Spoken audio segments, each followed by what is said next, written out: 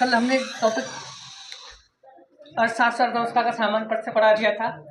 कुछ विद्यार्थी नहीं आए थे उसके अंदर, नहीं आए वो अगले टॉपिक से जुड़ो है ना। आज अपन टॉपिक पढ़ने वाले हैं राष्ट्रीय आय। क्या नाम है? राष्ट्रीय आय। अंग्रेजी में इसको क्या बोलते हैं? National income. और आप लोगों की इनकम कितनी है ये बता दो। 15,000 रुपये सालाना है या मासिक? बेरोजगार, देश का शिक्षित बेरोजगार है ना। कितना? नहीं तो आजकल तो बेलदारी के लिए भी न्यूनतम 750 रुपये निर्धारित कर दिया। न्यूनतम 750 रुपये। हाँ, अब पीछे शांत रह जाओ, ठीक है। टॉपिक का नाम क्या है? राष्ट्रीय आय। इंग्लिश में क्या बोलते हैं इसको? National income.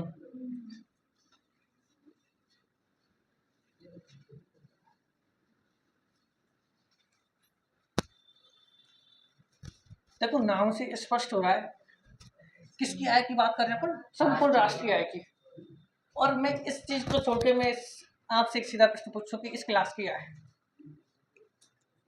तो क्लास की आय आप लोग कैसे निकालोगे?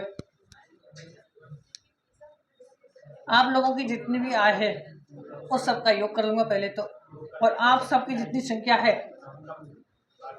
उसको देखूंगा कि आप लोग कितने हैं और कितना आप लोग पैसा कमा रहे, वो क्या कहलाएगी? इस क्लास की आय कहलाएगी।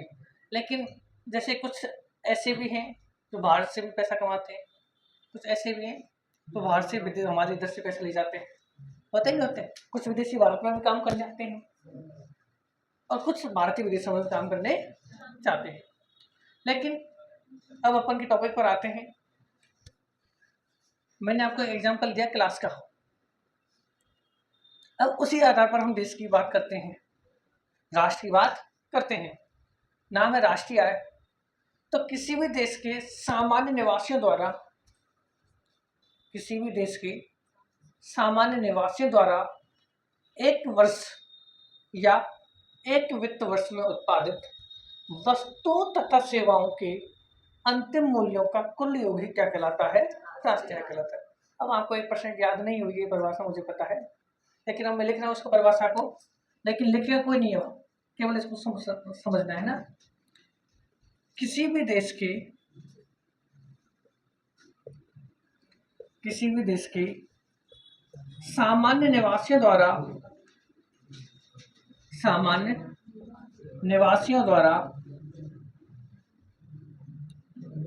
एक वित्त वर्ष, भारत का वित्त वर्ष कब से कब तक माना जाता है? भारत का वित्त वर्ष कब से कब तक होता है? हाँ, एक वित्त वर्ष में उत्पादित वस्तुओं तथा सेवाओं, उत्पादित वस्तुओं तथा सेवाओं, ये मेरे लिए क्या बोर्ड बहुत छोटा पड़ता है, इसको आता है ना 16/8 वाला, वो सही रहता है। डिजिटल नहीं, डिजिटल जाता है लेकिन थोड़ा और होता है। सेवाओं के अंतिम मूल्यों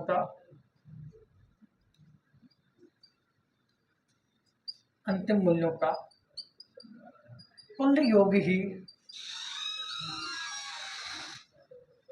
ही राष्ट्रीय आय कहलाता है। अरे पीछे दिख तो रहा है ना वहां पर। आप लोग जो विद्यार्थी नोटबुक खोल के बैठे हैं उनको बंद ही करके रखें थोड़ी तक। इधर बोर्ड की तरफ ध्यान दें। परिभाषा को कैसे भी करके याद करना ही करना है। परिभाषा क्या है? किसी भी देश के सामान्य निवासी द्वारा, ध्यान रखना नागरिक नहीं बोला है, क्या बोला? सामान्य निवासियों द्वारा एक वित्त वर्ष में उत्पादित वस्तु तथा सेवाओं के अंतिम मूल्यों का कुल योग क्या कहलाता है? अब एक शब्द आया है वित्त वर्ष। तो भारत का जो वित्त वर्ष की जो अवधि है वो कब से कब तक होती है?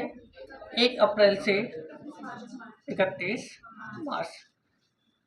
अब हम भारत की बात करते हैं, तो भारत के सामान्य निवासी द्वारा 1 अप्रैल से 31 मार्च में उत्पादित वस्तु तथा सेवाओं के अंतिम मूल्यों का कुल योग क्या कहलाता है? राष्ट्रीय आय। अब एक दूसरा शब्द और आ गया है इसके अंदर, और शब्द अंतिम मूल्य क्या होता है?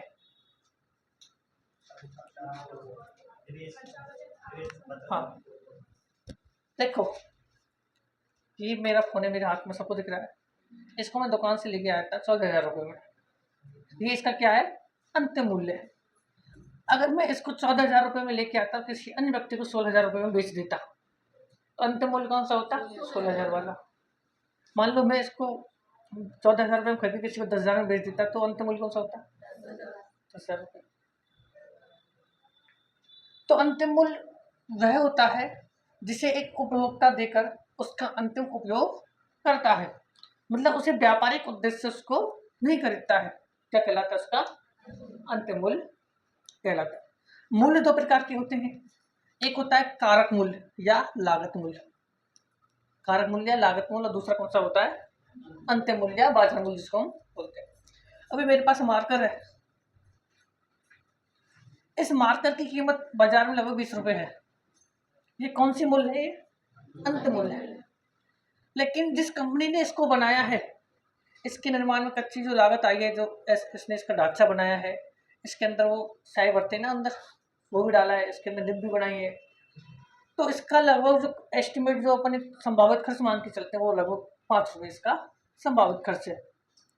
तो इसका कारक मूल्य लागत मूल्य कितना है? 5 रुपये है, लेकिन बाजार मूल्य अंतिम मूल्य कौन सा है? 20 रुपये। अब ये चीज़ हम आपको आगे बताएंगे कि कोई वस्तु कारक मूल्य से बाजार मूल्य पर कैसे पहुंचती है, लेकिन अभी हम केवल इतना ही समझा रहे हैं कि ये अंतिम मूल्य कौन सा होता है, अंतिम मूल्य बाजार मूल्य कौन सा होता है, ये आपको यहाँ तक समझना है। तो वापस परिभाषा की बात करते हैं। किसी भी देश के सामान्य निवासियों द्वारा एक वित्त वर्ष में उत्पादित वस्तु तथा सेवाओं के अंतिम मूल्यों का कुल योग क्या कहलाता है? अब एक शब्द ऐसा आया है जो मैंने आपको अभी समझाया नहीं है, उसका नाम है सामान्य निवासी। नागरिक कौन होता है? कोई नहीं होता है नागरिक। हम सब क्या है? भारत के नागरिक। नागरिकता का अलग से आपने पॉलिटिकल के अंदर पढ़ा होगा, बहुत सारी चीजें हैं। अब एक तीसरा शब्द है सामान्य निवासी। सामान्य निवासी के बारे में हम अपन पढ़ते हैं। सामान्य निवासी, क्या कोई विदेशी हमारे भारत के अंदर आए, घूमने के उद्देश्य से वो आए, तो क्या वो सामान्य निवासी हो सकता है? नहीं हो सकता। और क्या कोई भारतीय हमारे भारत से विदेशों में घूमने जाए तो वो भारत का नागरिक है। लेकिन मैं नागरिक की बात ही नहीं कर रहा, मैं किसकी बात कर रहा हूँ? सामान्य निवासी की। तो सामान्य निवासी कोई भारतीय हो सकता है, हो भी सकता है, और नहीं भी हो सकता। हो भी सकता है और नहीं भी हो सकता।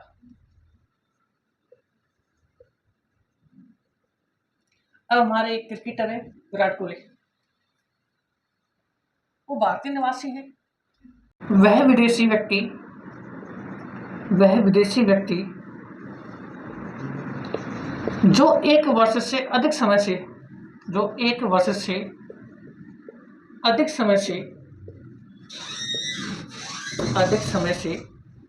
भारत में रह रहा हो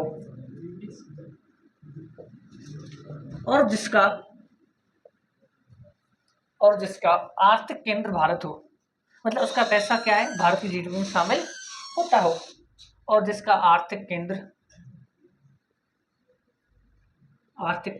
भारत में हो। ये सामान्य निवासी की परिभाषा है। अब मान लो कोई विदेशी हमारे यहाँ पढ़ने आता है, कोई मेडिकल की पढ़ाई करने आता है, तो कोई विषय पर शोध करने आता है, हो सकता है भारत में आकर वो पीएचडी कर रहा हो 5-10 साल की, तो क्या सामान्य निवासी होगा? नहीं, उसको सामान्य निवासी श्रेणी से बाहर रखा गया है। अब कभी कभी ये दूत आते हैं विदेशों से, भारत में आते हैं ना घूमने, तो क्या उन दूतों को भारत से सामान्य निवासी श्रेणी में रखा जाता है? नहीं रखा जाता। अब जैसे एक विश्व बैंक है, विश्व बैंक की हमारे यहाँ शाखा है, IMF है, IMF इंटरनेशनल मॉनेटरी फंड, अंतर्राष्ट्रीय मुद्रा कोष की हमारे यहाँ कोई शाखा है, उसमें कोई विदेशी हमारे भारत में काम कर रहा है, तो विदेशी हमारे भारत के अंदर काम कर रहा है उसकी शाखा के अंदर, तो क्या भारत का सामान्य निवासी है? नहीं है। कोई WTO की संस्था है, WTO का कौन हुआ? वर्ल्ड ट्रेड ऑर्गेनाइजेशन, विश्व व्यापार संगठन, उसके अंदर कोई विदेशी भारत में काम कर रहा है तो किसमें सामान्य निवासी में शामिल होगा? नहीं होगा।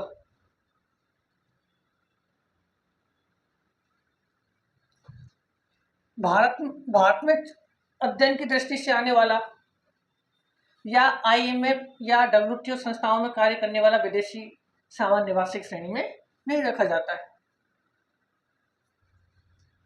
तो ये चीज समझ में आई यहाँ तक? परिभाषा क्या है? किसी भी देश के सामान्य निवासियों द्वारा एक वित्त वर्ष में उत्पादित वस्तु तथा सेवाओं के अंतिम मूल्यों का कुल योग क्या कहलाता है? राष्ट्रीय आय कहलाता है। और भारत का जो वित्त वर्ष है उसकी अवधि कब से कब तक है? 1 अप्रैल से 31 मार्च। और बात करते हैं हम अंतिम मूल्य या बाजार मूल्य। वह मूल्य होता है जिसे एक उपभोक्ता देखकर अंतिम उपयोग उस वस्तु का करता है। क्या कहलाता है? अंतिम मूल्य कहलाता है। सामान्य निवासी की बात की है तो कोई भारतीय हो भी सकता है और नहीं भी हो सकता, लेकिन केवल एक ही शर्त है कि उसका अगर आर्थिक जो उसका पैसा है वो किसकी GDP में शामिल हो रहा है, उस पर निर्भर करता है। और उसमें लिखा है कि वह विदेशी व्यक्ति जो 1 वर्ष से अधिक समय से भारत में रह रहा हो और उसका आर्थिक केंद्र किसमें हो? भारत में हो, मतलब उसका पैसा किसमें शामिल हो रहा है? भारत की GDP में शामिल हो रहा है, तो उसको भी इसके अंदर शामिल किया जाता है। अब नागरिक और सामान्य निवासी दोनों ही अलग अलग चीजें हो जाती हैं। जैसे मैंने एक एग्जाम्पल भी दिया था विराट कोहली का, वो भारत का नागरिक नहीं है, उसने अपनी नागरिकता यहाँ से हटा ली है, लेकिन सामान्य निवासी है क्योंकि उसका जो पैसा है वो सारा सारा किसकी GDP में शामिल होता है? भारत की GDP में शामिल होता है। तो आप लोग यहाँ तक लिख लो ओली।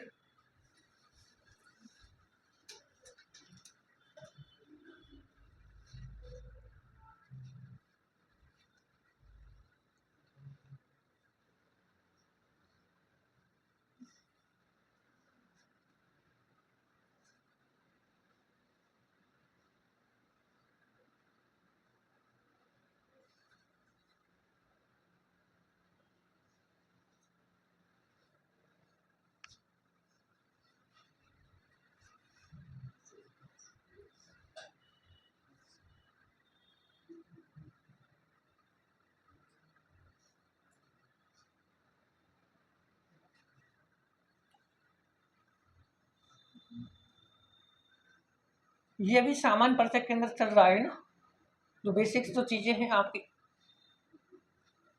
वो आपको पढ़ाया जा रहा है।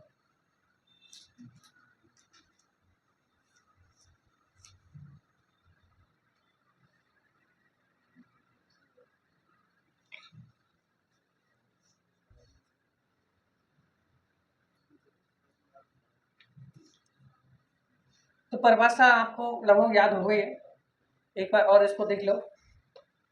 किसी भी देश के जो सामान्य निवासियों द्वारा एक वित्त वर्ष में उत्पादित वस्तुओं तथा सेवाओं के अंतिम मूल्यों का कुल योग क्या कहलाता है? राष्ट्रीय आय कहलाता है। सामान्य निवासी की परिभाषा मैंने आपको बताई है कि कोई भारतीय हो भी सकता है सामान्य निवासी और नहीं भी हो सकता, लेकिन वह व्यक्ति जो 1 वर्ष से अधिक समय से भारत में रह रहा हो और उसका आर्थिक केंद्र कहाँ हो? भारत, उसको क्या कहा जाता है? सामान्य निवासी कहा जाता है। और भारत का जो वित्त वर्ष उसकी अवधि कब से कब तक है? 1 अप्रैल से। और बाजार मूल्य या अंतिम मूल्य एक ही बात है। और लागत मूल्य, लागत मूल्य कौन सा होता है? जो किसी वस्तु सेवा के निर्माण में जो लागत में खर्च होता है वो क्या कहलाता है? लागत मूल्य कारक मूल्य कहलाता है।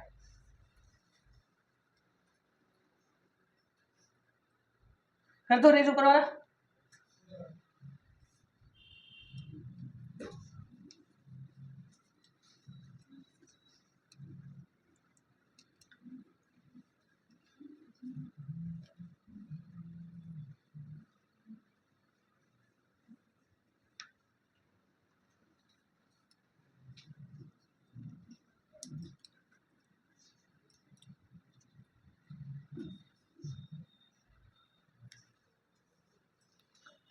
बात करते हैं हम अलग पॉइंट ऑफ। नोट में आपको लिखना है, एक नोट तो आपको यहीं से उठाना है जो मैंने आपको परिभाषा बताई। राष्ट्रीय आय की गणना हमेशा किस मूल्य पर होती है? अंतिम मूल्य पर होती है। होती है नहीं होती है? दूसरा, राष्ट्रीय आय की गणना हमेशा मौद्रिक रूप में की जाती है। मौद्रिक रूप मतलब मुद्रा का रूप, उसमें वस्तु की कीमत या सेवा की कीमत कितनी है उस पर की जाती है। मुद्रा जो होती है ना अपन की, जो अपन के पास कागजी सिक्के, कागजी नोट और सिक्के हैं, प्लास्टिक के भी कागजी नोट जारी किए गए हैं। ये नहीं कि बताया नहीं पता आपको, प्लास्टिक का कागज का नोट जारी कर दिया 10-12 दिन हो गए। और आरबीआई एक्ट 1934, हमारा जो कागजी मुद्रा छापता है वो कौन छापता है? आरबीआई। और आरबीआई की स्थापना किस एक्ट से हुई थी? RBI act 1934। और स्थापना कब हुई थी? 1935 में। 1 अप्रैल 1935 को स्थापना हुई थी। लेकिन किस एक्ट के माध्यम से हुई थी? आरबीआई एक्ट 1934 के। और उसे ये अधिकार दिया गया है कि आप 2 रुपये से लेकर 10,000 रुपये तक का कागजी नोट छाप सकते हो। लेकिन भारत में अब तब तक कभी ऐसा नहीं हुआ कि 10,000 रुपये तक का नोट छापा गया, लेकिन अभी हो गया है। प्लास्टिक का जो नोट है उसका अधिकतम मूल्य छाप दिया गया है, 10,000 रुपये का प्लास्टिक की मुद्रा जारी कर दी गई है। चलो मैं दिखाई देता हूँ। 10,000 रुपये का कागज का प्लास्टिक मुद्रा जारी कर दिया। 750 रुपये का भी क्या गया है,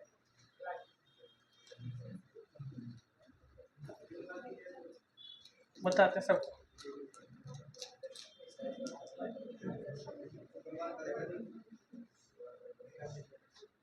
इसमें 750 का है, 10 रुपये का भी है, और कुछ फोटो पर से महात्मा गांधी जी का फोटो भी हटा दिया गया है नोटों से।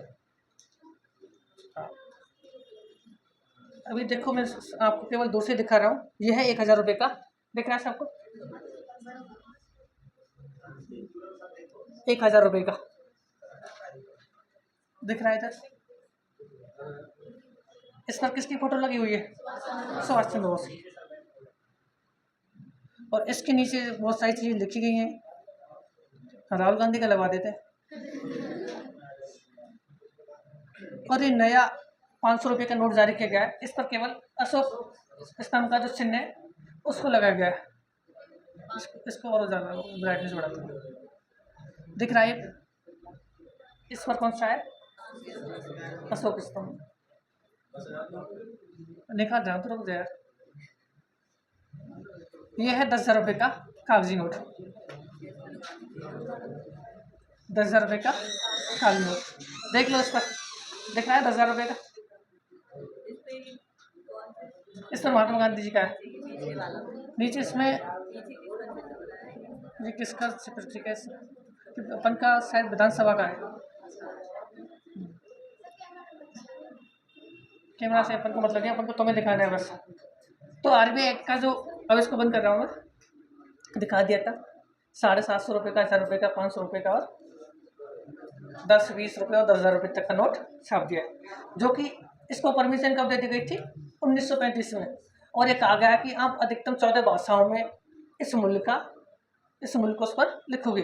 उस समय भारत में केवल 14 भाषाओं को मान्यता दी गई थी संविधान के अनुसार। अब आते हैं वापस। राष्ट्रीय आय की गणना हमेशा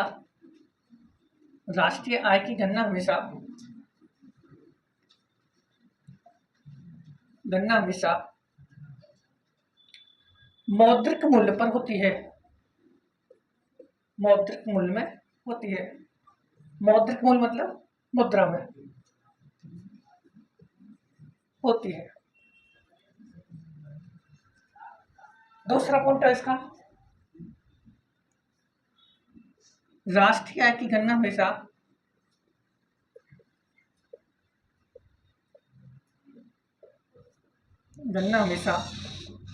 अंतिम मूल्य या बाजार मूल्य पर की जाती है। अंतिम मूल्य या बाजार मूल्य पर की जाती है। अंतिम मूल्य या बाजार मूल्य पर की जाती है।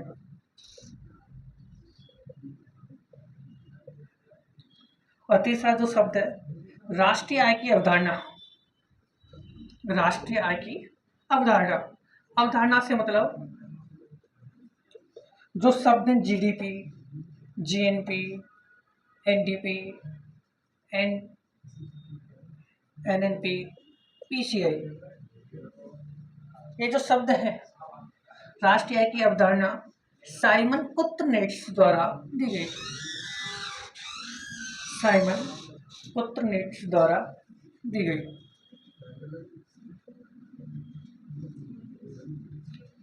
अब आपसे पूछे कि जो अवधारणा वो किसने दी है? साइमन कुत्रनेट्स ने दी है। अवधारणा का मतलब जो शब्द है ना, GDP, GNP, NDP, NNP, PCI, GNP, NDP, NNP, PCI,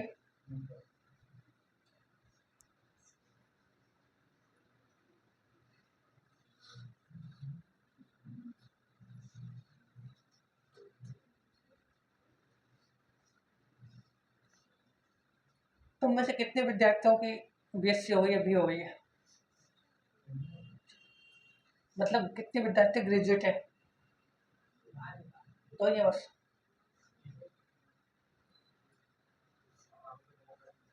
ज्यादा छोटे बच्चे आ गए इस वर्ष में।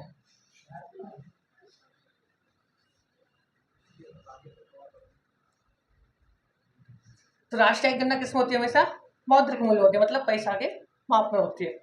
राष्ट्रीय गणना हमेशा किस पर होती है? अंत मूल्य, बाजार मूल्य पर होती है।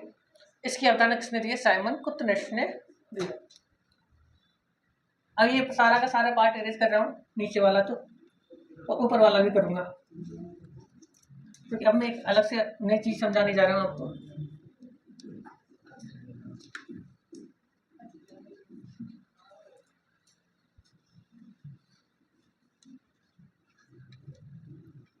अब आपको मैं समझा रहा हूँ, ऐसी कौन सी आय है जो राष्ट्रीय आय के अंदर शामिल नहीं की जाती है?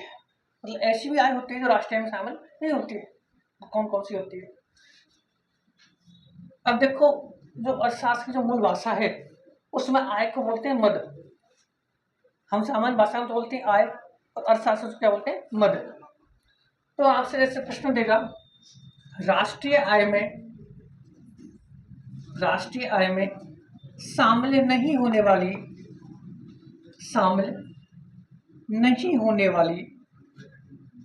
मदें, मदें मतलब आय।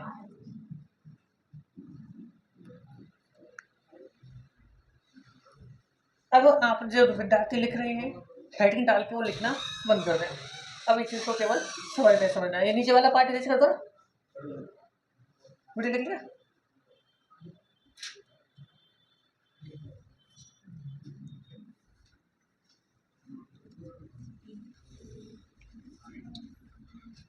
अब ये नोट बुक और सारी चीजें लिखना बंद कर दो कुछ देर के लिए। मैंने आपको बताया था कि जो भारत का जो वित्त वर्ष है, वित्त वर्ष कब से कब तक होता है? 1 अप्रैल से 31 मार्च। और अभी हमारा जो वित्त वर्ष है वो कौन सा चल रहा है? 2026-27। अभी कौन सा वित्त वर्ष चल रहा है? 2026-27। इससे पहले कौन सा चल रहा था? 2025-26। इससे पहले ये तो चल रहा था 2025-26। अब मैं आपसे एक चीज बता रहा हूं, मान लो कोई वस्तु या सेवा,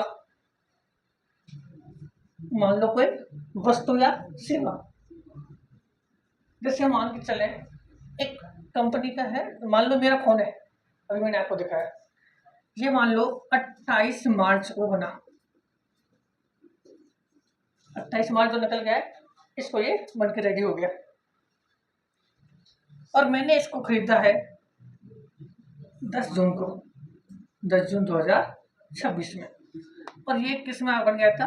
28 मार्च 2025 में बन के रेडी हो गया, और मैंने खरीदा कब था इसको? 10 मई 2026 में। अब आप ये बताओ कि जो मेरी जो फोन की जो आय है, जो उसका जो लागत है, वो किस वर्ष में शामिल होगा? किस में शामिल होगा बता?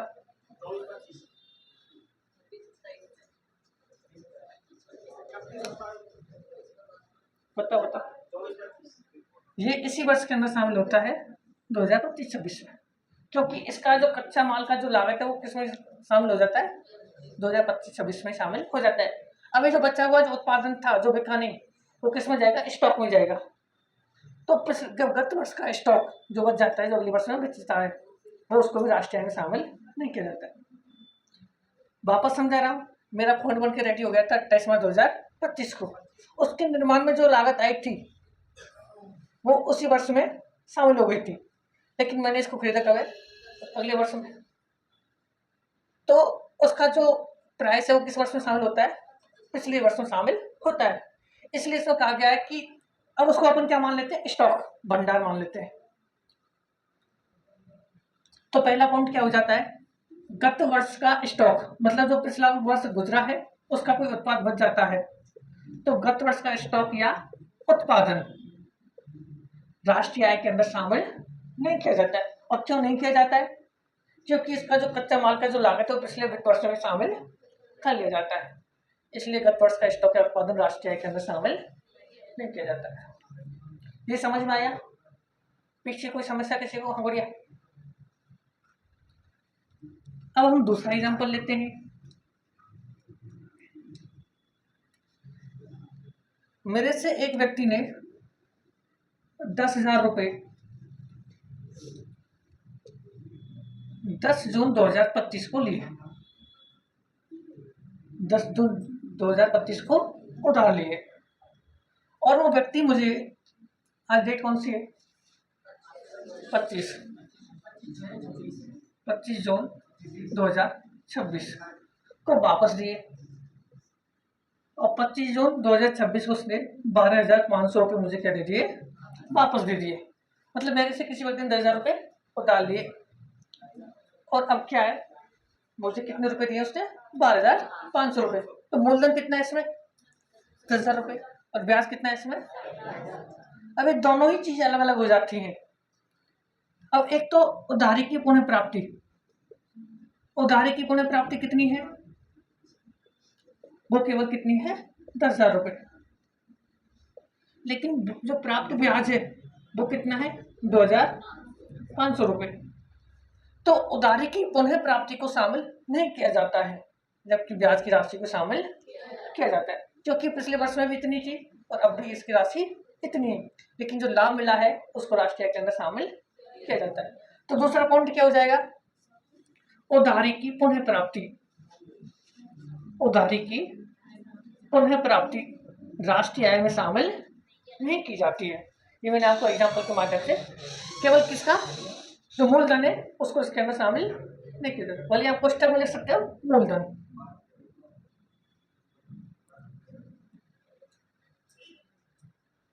मूलधन की बात की है इसने, लेकिन ब्याज को राष्ट्रीय आय में शामिल। अभी हमारी हेडिंग क्या है? हम उनकी बात कर रहे हैं जो राष्ट्रीय आय के अंदर शामिल नहीं होती है। अगली हेडिंग में हम उनकी बात करेंगे जो राष्ट्रीय आय में शामिल होती है।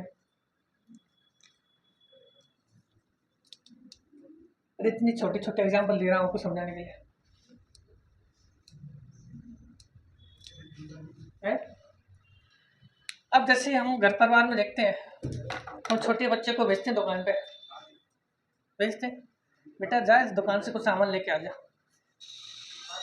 और बच्चा कर देता है मना, मैं तो नहीं जाऊँ, तो नहीं जाए तो नहीं जाए, तुम क्या कर सकते हो। तो आप लोग फिर क्या दूसरा तरीका अपनाते हो, उससे बोलते हो कि आप क्या 5 से 10 रुपये ले लो, कुछ तुम्हारे लिए भी ले आना। बोलते नहीं बोलते? जो बच्चा दुकान में चला जाता है, उसने छोटा सा घरेलू कार्य किया, लेकिन वो है तो घर की आय, मतलब घर का पैसा ही है। तो ऐसे छोटे छोटे घरेलू कार्यों से प्राप्त आय को भी राष्ट्रीय आय में शामिल नहीं किया जाता है। तो तीसरा पॉइंट क्या हो गया? घरेलू कार्यों से प्राप्त आय राष्ट्रीय आय में शामिल नहीं की जाती, क्योंकि वो ऑलरेडी घरेलू आय में शामिल हो जाती है। जिससे कोई बड़ा व्यक्ति होता है उसकी आय का जो आंकलन होता है उसमें वो ऑलरेडी शामिल होती है, उसकी वो छोटे बच्चे की अलग से कोई आय नहीं होती है। इसलिए तीसरा पॉइंट क्या हो गया? घरेलू कार्यों से प्राप्त आय, घरेलू कार्यों से प्राप्त आय राष्ट्रीय आय के अंदर शामिल नहीं की जाती है। अब हम एक और एग्जांपल लेते हैं। पहले आपने बहुत सारी घटनाएं ऐसी देखी होंगी कि लोग बैंक को लूट के ले गए, बैंक रॉबरी हो जाती थी, पहले लोग एटीएम को तोड़ के ले जाते थे। तो पैसा किस में आता है? चोरी व डकैती से। तो चोरी व डकैती से प्राप्त आय को भी राष्ट्रीय आय में शामिल नहीं किया जाता है। मतलब आप कैसे भी चोरी करके लेके आए या डकैती करके लेके आए, तो ना तो आप उसको पुलिस को दिखा सकते, ना उसको आप आय में दिखा सकते, इसलिए वो किस में आता है, राष्ट्रीय आय के अंदर शामिल नहीं होता है। तो चौथा पॉइंट क्या हो गया, चोरी व डकैती से प्राप्त आय। चोरी व डकैती से, डकैती से पहले डकैत आते थे ना, आते थे नहीं आते थे पहले, आपने पूर्वजों से कहानियां सुनी होंगी कि पहले ये डकैत आता था, सारा सोना लूट के ले जाता था। चोरी व डकैती से प्राप्त है। अब एक और एग्जांपल की बात करते हैं। अभी हमारे अगस्त 2025 में एक बिल आया था, गेमिंग संवर्धन विधेयक एक्ट। इसके अंदर जितने भी सट्टेबाजी वाले गेम थे, जैसे ड्रीम 11, माई 11 सर्किल, इनको क्या कर दिया, भारत के अंदर बंद कर दिया। उसमें क्या होता था कि आप ₹1 के माध्यम से एक टीम बनाते थे और उसमें आप उम्मीद करते थे कि क्या पता किस्मत खुल जाए और अपन क्या बन जाए, करोड़पति।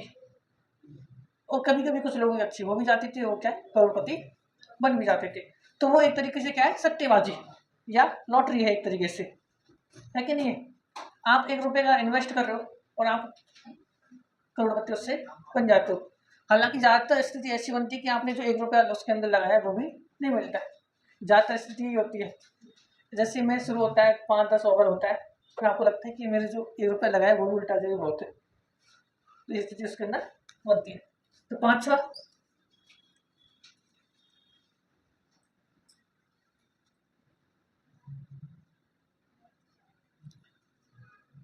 सट्टेबाजी, सट्टेबाजी व लॉटरी से प्राप्त है। सट्टेबाजी व लॉटरी से प्राप्त आय,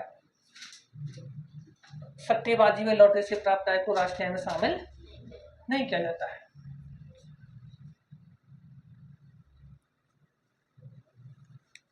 अब एक हम अलग चलते हैं। एक आपने नाम सुना होगा स्टाम्प पेपर। स्टाम्प पेपर एक सामान्य हल्का सा पीले रंग का कागज होता है, उस पर ऊपर वाले हिस्से में कुछ ऐसी भारतीय मुद्रा छपी होती है, 500, ₹100, 50, ₹10, ₹50, ₹100। अब हम इसको जब हम कोई वस्तु सेवा खरीदते हैं, बेचते हैं, तो हम सबसे पहले किस पर काम करते हैं, स्टाम्प लेटर पर। ये क्या अर्थशास्त्र में क्या बोलते हैं, वित्तीय पत्र, मतलब बेचने के लिए जो पत्र काम आता है वो क्या कहलाता है, वित्तीय पत्र कहलाता है। अब इसका जो मान लो, अब इस पर जैसे कोई हमने लिया ₹500 का वित्तीय पत्र लिया, स्टाम्प लेटर हमने ₹500 का लिया, तो सामने वाला क्या करता है, हमसे ₹50 या ₹100 ज्यादा ले लेता है, लेता नहीं लेता, और हम उसको दे भी आते हैं। तो हमने कितने में दे लिया इसको, ₹600 में। अब ये एक भारत के अंदर कानूनी मुद्रा है, मतलब मुद्रा का एक्सचेंज कर रहे हैं। आप ₹500 दे रहे हो, बदले में आप उसी मूल्य का क्या है, उसी मूल्य का अपन स्टाम्प लेटर ले रहे हो। लेकिन आप जो अतिरिक्त पैसा दे रहे हो वो क्या है, भ्रष्टाचार है। भ्रष्टाचार की वजह से वो आपसे अतिरिक्त पैसा मांग रहा है। अब मैं आपसे बोलूँ कि मैं आपको 100 का नोट दूँ और आपसे बोलूँ मुझे आप छुट्टी कर दो, तो आप उसके बदले में 100 का ही नोट दोगे। ये तो है नहीं कि आप 90 दे दोगे या फिर 120 दे दोगे। उसका जो वास्तविक मूल्य ₹100 तो आप बदले में इतना ही दे सकते हो, ₹100, इससे ज़्यादा तो आप दे नहीं सकते। लेकिन हमारे यहाँ अभी शिक्षा का अभाव है, तो लोग क्या करते हैं, वो मांगते अपने अपन दे देते हैं। ये कि अपन क्या कर रहे हैं, ट्रांसफॉर्मेशन कर रहे हैं मुद्रा का, मतलब अपन मुद्रा को आपस में बदल रहे हैं। तो वित्तीय पत्रों से जो प्राप्त है, जिसका मूल्य कितना है, ₹500, उसको भी राष्ट्रीय आय के अंदर शामिल नहीं किया जाता, क्योंकि मुद्रा के बदले में मुद्रा बदली जा रही है, ना कि उससे किसी प्रकार की आय का सृजन हो रहा है। तो अगला पॉइंट क्या हो जाएगा, छठवां पॉइंट,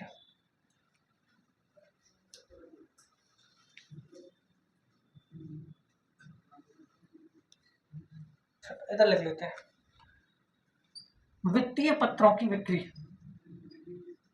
वित्तीय पत्रों की बिक्री, आप इसमें लिख सकते हो स्टाम्प। वित्तीय पत्रों की बिक्री से प्राप्त आय, वित्तीय पत्रों की बिक्री से प्राप्त आय।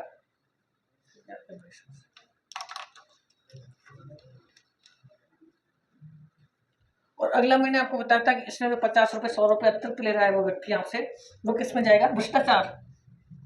भ्रष्टाचार से प्राप्त है। किससे प्राप्त है? भ्रष्टाचार से प्राप्त है। किसमें शामिल होती है? राष्ट्र में शामिल नहीं होती है। अब अपन एक और पॉइंट की बात करते हैं। आप लोग स्कॉलरशिप उठाते हो? उठाते नहीं उठाते? हमारे जो 55 साल से ऊपर परिवार में जो सदस्य हैं उनको वृद्धावस्था पेंशन भी मिलती है, मिलती नहीं मिलती है? और कुछ अन्य सरकारी योजनाओं के अपन भी क्या है, लाभ लेते हैं। तो क्या उसके माध्यम से प्राप्त आय को राष्ट्रीय आय में शामिल किया जाता है? नहीं किया जाता, क्योंकि उसको ऑलरेडी जब अपन बजट पेश करते हैं तो उसमें ऑलरेडी उसको शामिल कर लेते हैं। इस वजह से जो वृद्धावस्था पेंशन, छात्रवृत्ति आदि जो ऐसी कारक आय हैं उनको राष्ट्रीय आय में शामिल नहीं किया जाता है। अब एक नेट का जो पेपर लगा था जिसके माध्यम से अपन प्रोफेसर बनते हैं, उसमें एक शब्द आया था वजीफा। वजीफा क्या होता है? स्कॉलरशिप हिंदी में क्या बोलते हैं? छात्रवृत्ति बोलते हैं। और अर्थशास्त्र में इसको क्या बोलते हैं? वजीफा। वजीफा, वृद्धावस्था पेंशन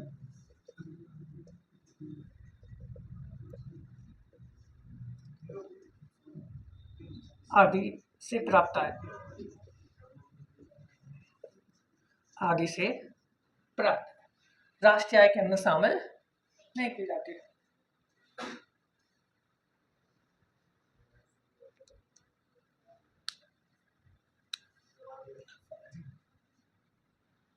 अब मान लो कोई मेरा छोटा भाई है और आप सबके बीच में वो पढ़ के बैठा, मतलब पढ़ने बैठा हुआ है और वो कोचिंग में भी फीस नहीं दे रहा है। हालांकि घरेलू कार्य में कर रहा हूँ, उसको मैं पढ़ा रहा हूँ, वो बदले में फीस भी नहीं दे रहा है। तो क्या घरेलू कार्यों के अंदर जो उत्पादन होता है जो स्वयं के उपयोग के लिए किया जाता है, घरेलू कार्यों को ऐसी वस्तु सेवा का उत्पादन होता है, जैसे हम फल या सब्जी बोते हैं, खेत में बोते हैं, तो साथ में हम भी क्या है उन सब्जियों का उपयोग करते हैं, साथ में बेचते भी हैं। तो जो घर में सब्जी उपयोग की गई है उसको राष्ट्रीय आय में शामिल किया जाता है? नहीं किया जाता है। तो ये सारी चीजें हैं जो राष्ट्रीय आय के अंदर शामिल नहीं होती है, क्योंकि वो घरेलू कार्यों से प्राप्त उत्पादन घरेलू कार्यों के उपयोग के लिए शामिल हो जाता है। तो वापस आओ इधर देखो, मैंने बात की है कि कौन सी आय है जो राष्ट्रीय आय के अंदर शामिल नहीं की जाती है। तो सबसे पहला आपको बताया गत वर्ष का स्टॉक या उत्पादन। एग्जाम्पल के माध्यम से मैंने आपको समझाया भी है कि मेरा फोन था वो वाली। दूसरा उधारी की पुनः प्राप्ति, मतलब पिछले वर्ष का जो उधार है, जो मूलधन है, वो इसमें शामिल नहीं किया जाता है, लेकिन जो ब्याज है उसको शामिल किया जाता है। घरेलू कार्यों से प्राप्त है। एक छोटे बच्चे के माध्यम से मैंने आपको इसको समझाया था, दुकान में बेचते हैं, मेरी मम्मी अक्सर बेचती है मंजन की थैली लेने, तो चाचा के लड़के को बेचती है, वो 5 से 10 रुपये बीच में ही ले लेता है, इतनी तो उसकी प्राइस भी नहीं होती है, बीच में उसको इतना रिश्वत देना पड़ता है। चोरी व डकैती से प्राप्त है और सट्टेबाजी व लॉटरी से प्राप्त है। इसको मैंने आपको समझाया भी, सट्टेबाजी ड्रीम 11 सर्कल के जो सट्टा लगाते हैं, अन्य तरीके भी है, ताश के माध्यम से सट्टा लगाते हैं, आईपीएल की मैचों का भी सट्टा लगाते हैं। इसके बाद चोरी व डकैती, ये तो समझा दिया आपको है ना। वित्तीय पत्र जो विनिमय पत्र होते हैं, स्टाम्प लेटर हमारी भाषा में जिसको बोलते हैं, उनसे जो बिक्री से प्राप्त है वो भी राष्ट्रीय आय में शामिल नहीं होती। क्यों नहीं होती है? क्योंकि अपन उस समय क्या कर रहे हैं, मुद्रा का एक्सचेंज कर रहे हैं, मतलब विनिमय कर रहे हैं, मतलब उससे आय नहीं हो रही है। आप मेरे को दूसरी मुद्रा दे रहे हो, उसके बदले में आपको दूसरी मुद्रा दे रहा हूँ, क्योंकि वो भारत सरकार की मान्य मुद्रा होती है। इसके बाद भ्रष्टाचार से प्राप्त है, मतलब उसका 500 रुपये का स्टाम्प लेटर था और आपसे 600 रुपये ले लिए, तो जो 100 रुपये अतिरिक्त गए वो किसके अंदर जाते हैं? भ्रष्टाचार में शामिल होते हैं। वजीफा, वृद्धावस्था पेंशन आदि से प्राप्त आय भी राष्ट्रीय आय के अंदर शामिल नहीं की जाती है। तो क्यों नहीं की जाती है? क्योंकि उसको पहले से बजट के अंदर शामिल कर लिया जाता है। ये सारी चीजें कभी कभी आपने देखा होगा कि स्कॉलरशिप आपकी रुक जाती है। क्यों रुक जाती है? जब हम समाज कल्याण में पूछते हैं कि हमारी स्कॉलरशिप क्यों रुक गई, तो बोलते हैं बजट खत्म। बोलते नहीं बोलते?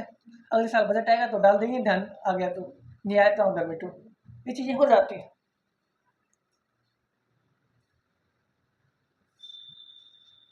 अब हमने ये सारी चीजें पढ़ ली है, अब हम अगली हेडिंग बनाएंगे शामिल होने वाली मदें।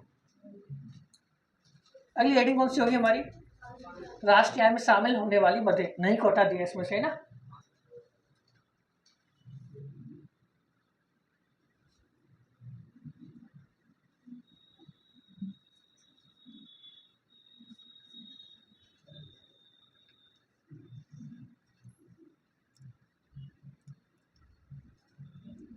मुझे लिख तो लिया समझ। जैसे आप, मैं भूल जाता हूँ तो आप बता देता हूँ कि मुझे लिखा नहीं है।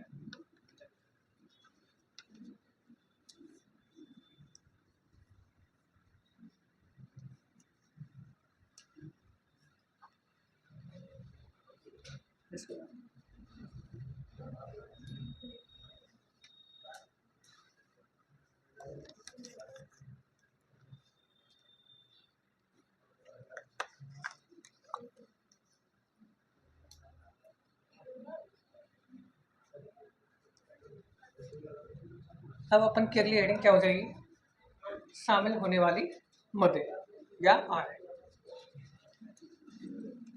तो अर्थव्यवस्था के कितने क्षेत्र होते हैं, 3 क्षेत्र होते हैं, और एक वित्त वर्ष में तीनों क्षेत्रों से हुआ उत्पादन राष्ट्रीय आय के अंदर शामिल किया जाता है।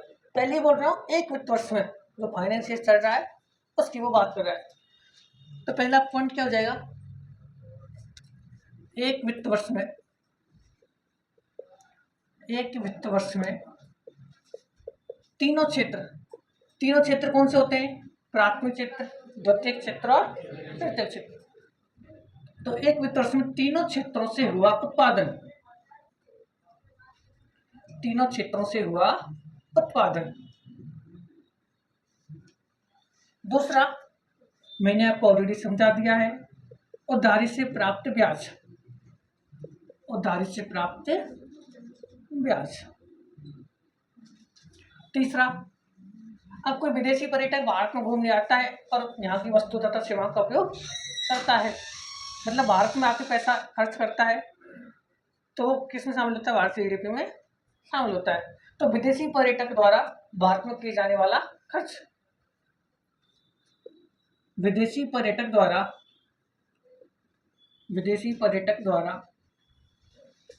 भारत में किए जाने वाला खर्च, भारत में किए जाने वाला खर्च।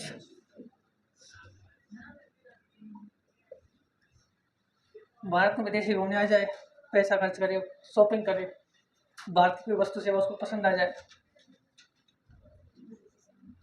और यहाँ से आरएस 2022 का एक प्रश्न पूछा गया था इस लाइन से। इसमें बोला गया है कि राष्ट्रीय आय में शामिल होता है केवल कंपनियों का लाभ।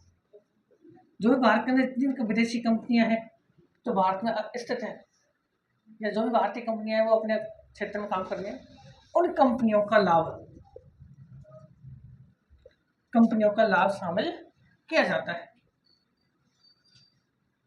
लाभ शामिल किया जाता है।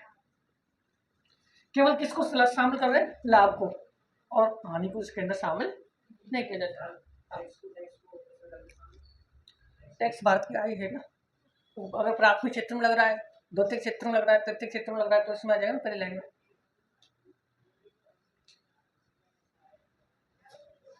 अब मैं एक आपको प्रश्न लिख रहा हूं जो कि आरएस 2022 के प्रीलिम्स के अंदर आया हुआ है। क्वेश्चन ये है, निम्न में से कौन सी मद राष्ट्रीय आय में शामिल नहीं होती है, राष्ट्रीय आय में शामिल नहीं होती है।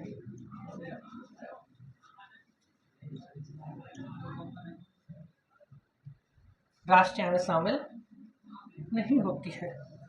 ऑप्शन ए, उधारी से प्राप्त ब्याज,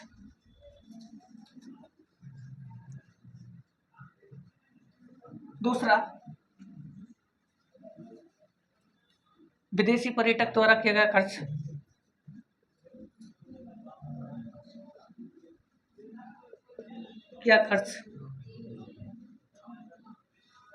तीसरा तीनों क्षेत्रों से हुआ उत्पादन, वित्त वर्ष में तीनों क्षेत्रों का उत्पादन,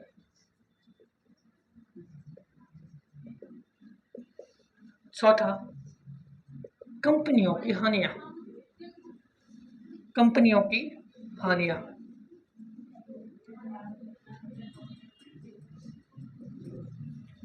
चौथा ऑप्शन कौन सा रखा गया है? कंपनियों की हानियां। और कंपनियों की हानियों को क्यों शामिल नहीं करते? क्योंकि भारत एक विकसित देश नहीं है और घाटे के लिए भारत में कोई जगह नहीं है। उनसे ये बोल दिया जाता है कि अगर आपकी कंपनी घाटे में चल रही तो आप अपनी उस कंपनी को बंद कर दो, क्योंकि हमारा देश अभी विकसित अर्थव्यवस्था की श्रेणी में नहीं है और ऊपर से आप लोग घाटा दोगे तो आप कर्ज लेके हम अर्थव्यवस्था में आपको शामिल नहीं कर सकते। इसलिए कंपनियों की हानियों को राष्ट्रीय आय के अंदर शामिल नहीं किया जाता। राइट आंसर इसका ये है। अब देखो प्रश्न कैसा बनाया उसने, बना दे, घुमा दिए यहीं से प्रश्न।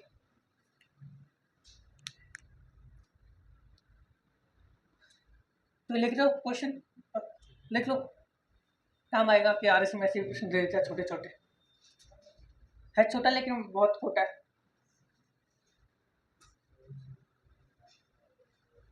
ऊपर से ऊपर एक रेज कर रहा हूँ ना,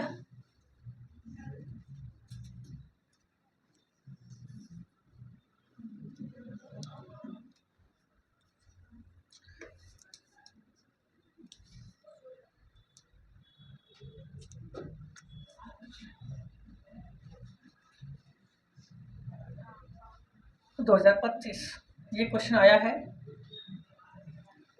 राष्ट्रीय आय में कौन सी मद को शामिल किया जाता है? राष्ट्रीय आय में निम्न में से किस मद को शामिल किया जाता है? किस मद को शामिल किया जाता है?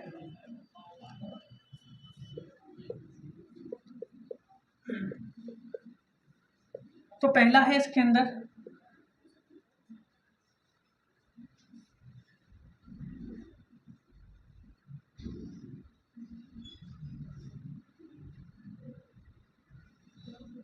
वित्तीय पत्रों की बिक्री से प्राप्त आय।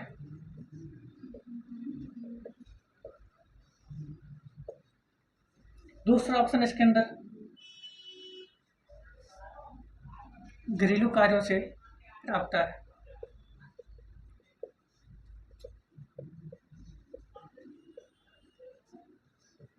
तीसरा वजीफा से प्राप्त आय।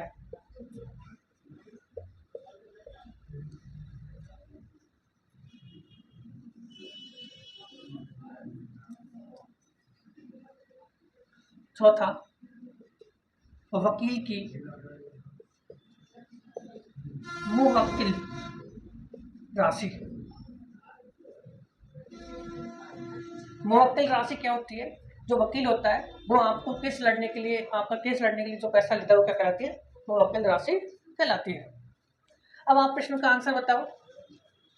मैंने आपको बताया है कि इसको शामिल नहीं किया जाता है, घरेलू कार्यों से प्राप्त आय को भी शामिल नहीं किया जाता है, वजीफा भी शामिल नहीं किया जाता है, तो किसको रहेगा एक ऑप्शन आपके पास? वकीलों की जो केस लड़ने की जो वो होती है फीस, वो क्या कहलाती है? मुवक्किल राशि कहलाती है। तो इसका राइट आंसर क्या हो गया? केवल हो गया। अब यहाँ आप लोग इसको पढ़ रहे हो, यहाँ आपको पता लग रहा है, आप बाहर किसी व्यक्ति से वाला प्रश्न पूछ लोगे तो ये नहीं पता पड़ेगा कि इसका आंसर कौन सा है राइट। और एक ऐसा विषय जो आज तक आप शायद पहली बार पढ़ रहे होंगे यहाँ पर, 90-95% विद्यार्थी ऐसे जो पहली बार इस विषय को यहाँ पढ़ते हैं, और ये एकमात्र ऐसा विषय है जो आपके दैनिक जीवन में हमेशा काम आता है। सुबह जैसे आप उठोगे, चाय बनाई, चाय की पत्ती आपने यूज़ की, चीनी भी उसमें यूज़ की, दूध भी। आप कुछ लोग चाय नहीं पीते, वो बात अलग है। आपने पंखा चलाया, इसका भी बिल आ रहा है, बिल भरोगे पैसा जाएगा। तब जो सबसे ज़्यादा दैनिक जीवन में काम आने वाला जो विषय है उससे हम क्या अछूते हैं, उसको अब तक नहीं पढ़ा गया। तो एक प्रश्न लिख लिया आते हैं आपने,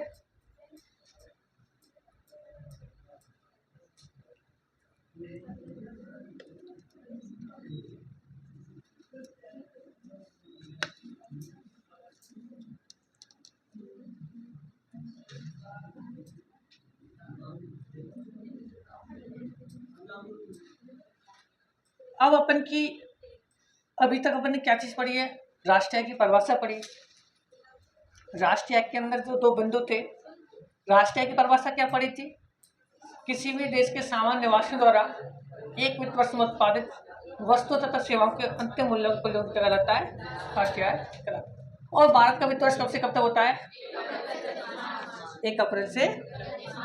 और बाजार मूल्य का दूसरा नाम क्या है? अंतिम मूल्य। और कारक मूल्य का लागत मूल्य। इसके बाद मैंने आपको बताया है नोट के अंदर कुछ चीजें लिखाई थी।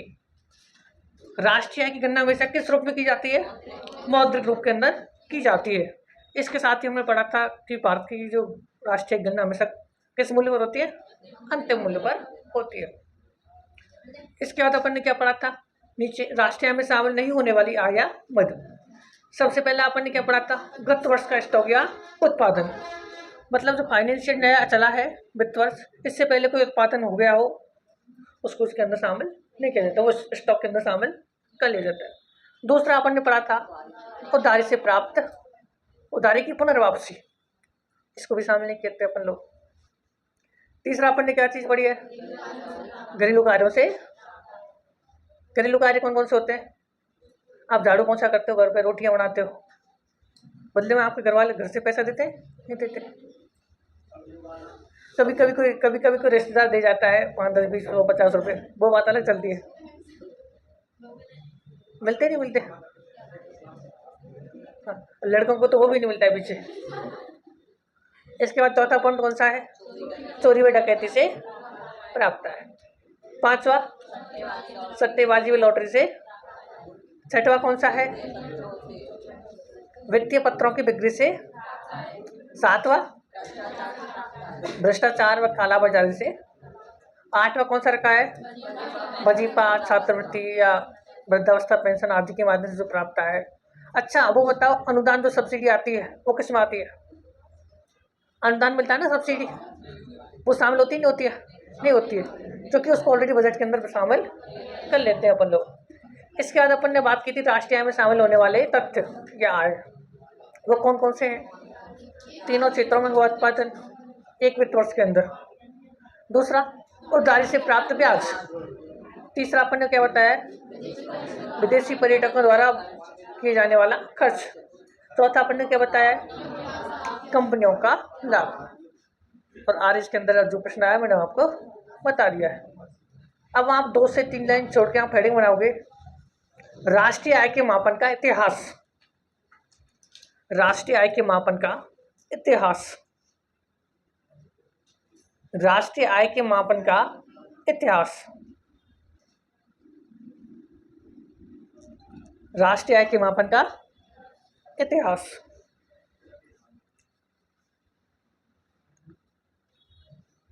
राष्ट्रीय आय के मापन का। अब ब्रेक दो या चलने दो? चलने दे, ब्रेक देना है? चलने दो क्लास को, चलने दो तो 4 बजे तक। नहीं जल्दी कर देंगे ना, 1 घंटे को चला लेते, 12:30 जब भी।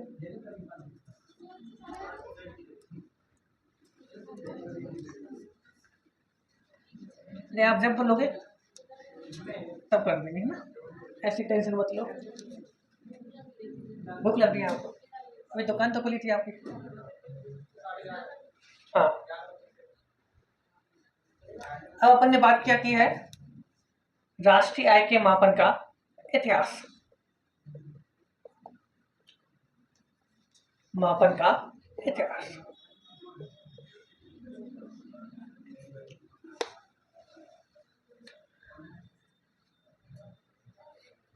आपने कभी सुना है कि भारत में सबसे पहले राष्ट्रीय आय का मापन या गरीबी का मापन किसने किया होगा? कल्पना करो, ऐसा व्यक्ति कौन आया होगा? तो एक नाम आपने जाना पहचाना होगा, दादाभाई नौरोजी का। भारत के अंदर सबसे पहले राष्ट्रीय आय का मापन करने वाला वही व्यक्ति था जिसका नाम क्या है? दादाभाई नौरोजी। और एक कब की थी? 1867-68 में। जो व्यक्ति 1867-68 में राष्ट्रीय आय का मापन कर सकता है, उस समय तो हमारा देश भी आजाद नहीं हुआ। देश आजाद कब हुआ है? 1947 में। हुआ नहीं हुआ? तो फिर ये लोग राष्ट्रीय आय का मापन क्यों कर रहे थे? प्रश्न तो यही आता है कि ये लोग राष्ट्रीय आय का मापन कर क्यों रहे थे जब देश ही आजाद नहीं हुआ था? देश से इनका कोई लेना देना नहीं था, तो फिर राष्ट्रीय का मापन क्यों कर रहे थे? आपके दिमाग में नहीं आता? आना चाहिए ना, अब आएगा। हाँ, तो इसके पीछे कहानी दूसरी है। हमारे भारत में उस समय ईस्ट इंडिया कंपनी का शासन चल रहा था, और जो ईस्ट इंडिया कंपनी वो किनकी थी? अंग्रेजों की थी। और जो अंग्रेज अधिकारी और कर्मचारी थे वो भारतीयों को ये चीजें बोलते थे कि हम क्या है, भारत का विकास कर रहे हैं, हमने रेल चलाई भारत के अंदर, डाक चलाया, डाक का जो सिस्टम है, तार का जो डाक तार जो व्यवस्था है वो भी चलाई है, हम भारत में जो वस्तुओं को बाजार उपलब्ध करवा रहे हैं, मतलब बहुत सस्ती वस्तुएं हम आपको उपलब्ध करवा रहे हैं। ये ऐसी बड़ी बड़ी बातें करते थे अंग्रेजों के अधिकारी या कर्मचारी। क्या बोलते थे? हमने भारत में को रेल चला दिया, आम लोगों से ये भी नहीं हुआ। हमने डाक की व्यवस्था करी, डाक जो होती है ना, पहले पोस्ट ऑफिस बन के चलते हैं ना, संदेश भेजने का एक लिखित माध्यम होता है डाक, चिट्ठी पत्र जिनको भेजा जाता है, हमने ये शुरू कर दिया। तो एक तरफ वो ये बोल रहे थे कि हम भारत के अंदर विकास को बढ़ावा दे रहे हैं, हम भारत का विकास कर रहे हैं, लेकिन वास्तव में उन्होंने कैसा विकास किया उसके ये पोल खोल रहे थे पीछे से। कौन? दादा भाई नौरोजी जैसे व्यक्ति, जो कि राष्ट्र जो आज़ादी की अपनी लड़ाई लड़ रहे थे, प्रत्यक्ष रूप से इनडायरेक्टली आज़ादी की लड़ाई लड़ रहे थे लोग, लेकिन सामने आ नहीं सकते थे, उस समय संगठन मजबूत नहीं था। लेकिन उससे 1857 की क्रांति वगैरह वगैरह हुई थी, तो इस वजह से उनके अंदर देशभक्ति की भावना पहले से जगी हुई थी। तब हम बात करते हैं सबसे पहले 1867-68। अब आपसे पूछे कि भारत में सबसे पहले राष्ट्रीय मापन हुआ तो 67-68 में। किसने किया? सर्वप्रथम राष्ट्रीय आय व गरीबी का मापन। जो व्यक्ति राष्ट्रीय आय का मापन कर सकता है वो साथ में गरीबी का भी मापन कर लेता है। तो राष्ट्रीय आय व गरीबी का मापन, गरीबी का मापन किसने किया? दादा भाई नौरोजी ने।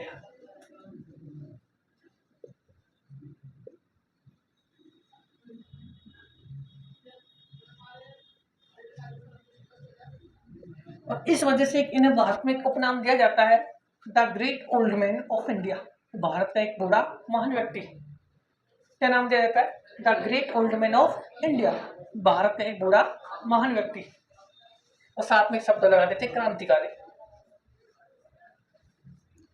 अब सर्वप्रथम राष्ट्रीय का मापन करके दादा भाई नौरोजी ने। अब इनकी एक पुस्तक थी, कल मैंने आपको एक और पुस्तक पढ़ाई थी एडम स्मिथ की। एडम स्मिथ की पुस्तक का नाम क्या था? The wealth of nation. उसके अंदर अर्थशास्त्र का दूसरा नाम भी दिया गया था। क्या नाम दिया गया था? धन का विज्ञान या धन का प्रबंधन। तो इन्होंने बुक लिखी थी, इनकी पुस्तक का क्या नाम था? The poverty and un-British rules in India. पुस्तक का नाम क्या है? The poverty and un-British rules in India, ये इस पुस्तक का नाम है। और इस पुस्तक का जो प्रकाशन है वो पहला प्रकाशन कब आया था? 1901 में। पहली बार एक पुस्तक का प्रकाशित हुई थी 1901 के अंदर।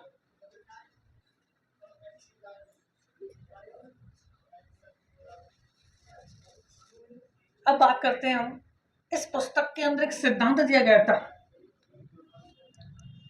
पुस्तक में एक सिद्धांत दिया गया था, और उस सिद्धांत को हम बोलते हैं धन के निष्कासन का सिद्धांत। क्या बोलते हैं? धन के निष्कासन का सिद्धांत। मतलब धन के निष्कासन से क्या तात्पर्य है? धन के निष्कासन का सिद्धांत, धन के निष्कासन का सिद्धांत क्या बताता है? तो जैसे नाम से स्पष्ट हो रहा है कि धन के निष्कासन का सिद्धांत, मतलब जो अंग्रेज अधिकारी जो कर्मचारी थे वो भारत से किस प्रकार से धन को निष्कासित कर रहे थे। अब कैसे कर रहे थे मैं थोड़ा समझा देता हूँ। अब वो भारत से कच्चा माल ले जाते थे और वहाँ अपनी जो इंग्लैंड के अंदर जो कंपनियां हैं उनमें उस वस्तु का रूप परिवर्तित करके उन्हीं वस्तुओं को फिर से भारत में बेचते थे। तो यहाँ से कच्चा माल ले गए, कच्चे माल का रूप परिवर्तित किया अपने उसमें जाके, और उसी को वापस से वो क्या है भारत के अंदर बेचते थे। तो एक तरफ तो वो यहाँ से कच्चा माल लेके जा रहे हैं, दूसरा वही, और दूसरी तरफ वो भारत को एक बाजार के रूप में भी देख रहे थे। जब वहाँ वस्तु बना रहे हैं उसको वही बेचना है, तो जो यहाँ की जो थोड़ा बहुत सोना चांदी बचा हुआ था उसको भी वो लेके जा रहे हैं। तो इस प्रकार की मोनोपोली उन्होंने बनाई थी, भारत को लूटने की, भारत को बर्बाद करने की। और कैसे हुआ ये मैंने आपको बताया, यहाँ से कच्चा माल लेके जाते थे, वहाँ जाके वस्तु बनाते थे और उन वस्तुओं को फिर भारत में बेचते थे। तो उन्होंने बताया कि जो अंग्रेजी है वो किस प्रकार से धन को हमारे भारत से कैसे निष्कासित कर रहे हैं, ये उनके सारे तरीके इसके अंदर बताए गए। अब बात करते हैं, वापस आते हैं 1867-68 में सर्वप्रथम राष्ट्रीय आय का गरीबी का मापन करने वाले व्यक्ति कौन है? रॉय नोरोजी। इनकी पुस्तक का नाम क्या है? The poverty and unweighted rules in India. और इस पुस्तक में सिद्धांत कौन सा दिया गया है? धन के निष्कासन का सिद्धांत। धन के निष्कासन को देखकर इन्होंने एक शब्द और बोला था दादा नौरोजी ने, अनिष्टों का अनिष्ट। इन्होंने बोलता है कि भारत के अंदर क्या हो रहा है? अनिष्टों का अनिष्ट हो रहा है, मतलब भारतीय लोगों का क्या हो रहा है? शोषण हो रहा है। तो भारतीय अर्थव्यवस्था का बहुत अधिक मात्रा में शोषण हो रहा है। और शोषण कैसे हो रहा है वो मैंने आपको भी सारी चीजें समझा दी। मतलब यहीं से लेके जाओ, आपसे कोई दूध लेके जाए और आप ही को उसका छाछ बेच दे, दूध आपसे लेके जा रहा है और दूध से घी निकाल ले और उसको और उपयोग ले ले और आपको जो छाछ है उसको आपको वापस दे दे, तो शोषण किसका हुआ? आपसे दूध लेके गया कोई व्यक्ति 60 रुपए लीटर और छाछ को बेच रहा है 80 रुपए लीटर, घी निकाल लिया, दही निकाल लिया, दूध पी लिया, तो शोषण किसका हुआ है? हमारा ही हुआ है ना। तो ऐसे ये लोग कर रहे थे, हमसे हमारा सामान लेके जाते कच्चा माल और वो हमें उन्हीं को बेच रहे थे रुपया बदल करके। ये सारी चीजें इसके अंदर चलती हैं। अब बात करते हैं 1867-68 में इसका सिद्धांत हो गया, धन के निष्कासन का सिद्धांत दे दिया। पुस्तक का प्रकाशित हो गई 1901 में। इस पुस्तक के अनुसार उस समय भारत की प्रति व्यक्ति आय कितनी थी? 20 रुपए प्रति व्यक्ति आय थी। कितनी थी? मात्र 20 रुपए प्रति व्यक्ति। और आज कितनी है? 2.41 लाख करोड़ रुपए एक व्यक्ति भारत की आय। 2.41 लाख करोड़ रुपए एक व्यक्ति की आय है हमारे भारत के अंदर, लेकिन उस समय कितनी थी? मात्र 20 रुपए। इस समय इसके अनुसार भारत की प्रति व्यक्ति आय, भारत की मैं सीधा लिख रहा हूँ, पीछे लिख दो पर कैपिटा इनकम, चलो हिंदी में लिख देता। प्रति व्यक्ति आय, प्रति व्यक्ति आय कितनी थी? मात्र 20 रुपए। अब आप लोगों को ये कम लग रही है, लेकिन राष्ट्रीय आय 340 करोड़ रुपए थी, लेकिन राष्ट्रीय आय 340 करोड़ रुपए थी। अब देखो मैं क्यों ये चीज क्यों बोल रहा हूँ कि 20 रुपये उस समय वक्त है। आज वो हमारे जो सिक्के चलते हैं वो कागज के चलते हैं, मिश्र धातु के चलते हैं, एल्यूमिनियम, तांबे, कॉपर का मिक्स चलता है जो सिक्का हो। लेकिन उस समय जो सिक्के चलते थे वो किसके चलते थे? सोने व चांदी के चलते थे। आज आप सोने व चांदी के सिक्कों को देखो कितने रुपए बढ़ गए। आज आपका जो 2.41 लाख करोड़ रुपए है वो भी इसके सामने कुछ नहीं है। उस समय भी आय अपने आप में बहुत ज्यादा थी, लेकिन उस समय सिक्के अलग थे, सोने चांदी के सिक्के चलते थे। तो ये आप यहाँ तक लिख सकते हो। इसके बाद अपन और आगे बात करने वाले हैं।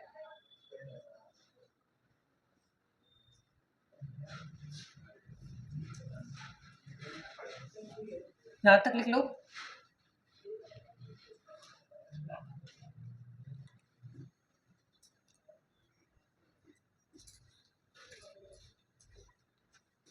अब तो कहानी चल रही है ना।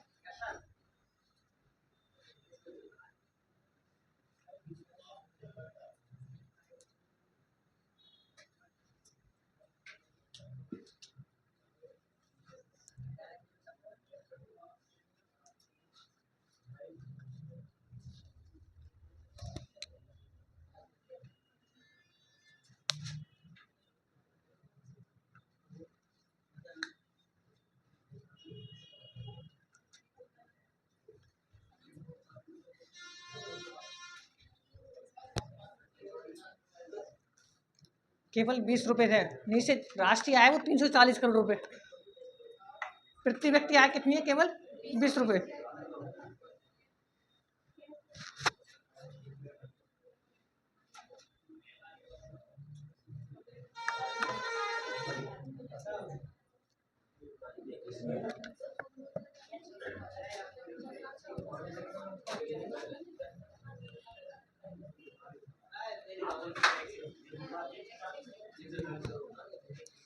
140 करोड़ नहीं, 340 करोड़ रुपए। हाँ जी, लिख लिया आता सामने। चलो तो आगे चलते हैं फिर थोड़ा।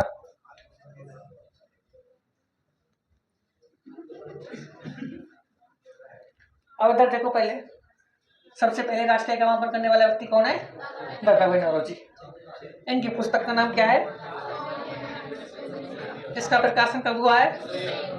इसमें कौन सा सिद्धांत दिया गया है? इस पुस्तक के अनुसार भारत की प्रति आय कितनी थी और राष्ट्रीय आय कितनी थी? अब हम बात करते हैं अन्य बिंदु। पहले ही टॉपिक जो ओपन कर सक रहे हैं ना, दादा भाई नौरोजी से रिलेटेड। अन्य बिंदु,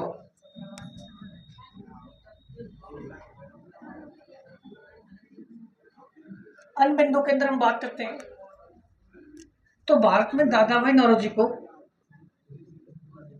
दादा भाई नौरोजी को उपनाम, दादा भाई नौरोजी का उपनाम क्या है? Great old man of India. Great old man of India. दूसरा, दादा भाई नौरोजी ने, दादा भाई नौरोजी ने, अरे पीछे क्यों बात कर रहा हूं? दादा भाई नौरोजी ने,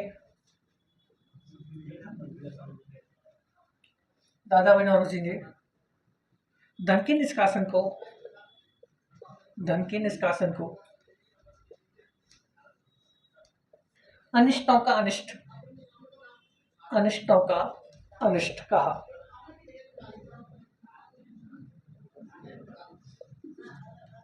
क्या कहा है? अनिष्टों का अनिष्ट। अब भारतीय राष्ट्रीय कांग्रेस की हम बात करते हैं। भारतीय राष्ट्रीय कांग्रेस, उसकी स्थापना कब हुई थी? 1885 में। तो भारतीय राष्ट्रीय कांग्रेस का सह संस्थापक कौन था? दादा भाई नौरोजी। 1885। भारतीय राष्ट्रीय कांग्रेस, भारतीय राष्ट्रीय कांग्रेस INC का सह संस्थापक थे। सह संस्थापक मतलब को फाउंडर।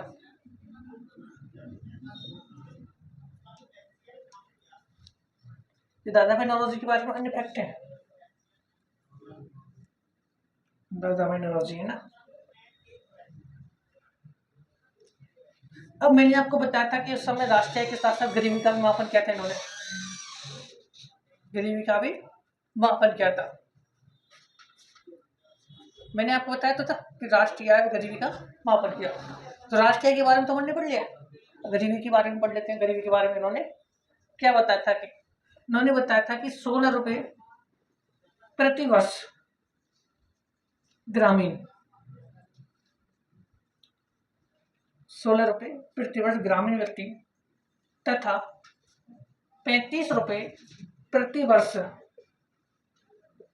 शहरी व्यक्ति, शहरी व्यक्ति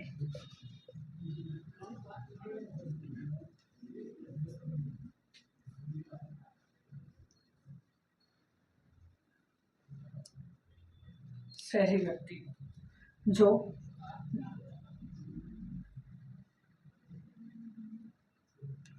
खर्च ना कर सके या ना कमा सके उसे गरीब माना। उसे क्या माना? गरीब माना। और उस समय भारत की लगभग 97% जो पॉपुलेशन, जो आबादी है, वो क्या इस गरीबी की श्रेणी के अंदर आती थी। 97% जो आबादी है, उस समय आबादी ज्यादा नहीं थी, लेकिन उसमें भी 97% आबादी किसकी श्रेणी में रखी गई थी? गरीबी की श्रेणी में रखी गई थी। मानक क्या बताया कि जो ग्रामीण व्यक्ति वो 16 रुपए प्रति वर्ष तथा शहरी व्यक्ति वो 35 रुपए प्रति वर्ष ना खर्च कर सके ना कमा सके, उसको क्या मान लिया? गरीब मान लिया। और प्रति व्यक्ति आय कितनी बताई गई थी? 20 रुपए बताई गई थी। ये सारे फैक्ट हैं दादा भाई नौरोजी के बारे में। अभी हमारा पहला व्यक्ति है जिसने राष्ट्रीय का मापन किया है, उसके बारे में हमने अब तक पढ़ा है।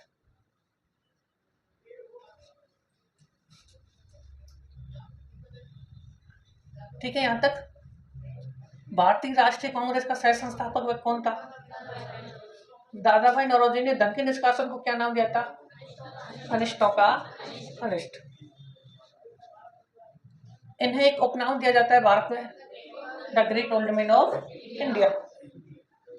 इन्होंने ग्रामीण गरीबी का निर्धारण कितना किया था? 16 रुपये प्रति वर्ष। तो शहरी गरीबी निर्धारण 35 रुपये प्रति वर्ष। इनकी एक चर्चित पुस्तक क्या नाम है? The poverty and rules in India. इसके अंदर कौन सा सिद्धांत दिया गया है? धन के निष्कासन का सिद्धांत। इस पुस्तक के अनुसार भारत की प्रति व्यक्ति आय कितनी बताई गई? 20 रुपये। और राष्ट्रीय आय, और उस पुस्तक का प्रकाशन कब हुआ है? 1901 में। ये सारे फैक्ट हैं दादा भाई नौरोजी के बारे में, पहला व्यक्ति जो कि राष्ट्रीय आय का मापन करके गया था।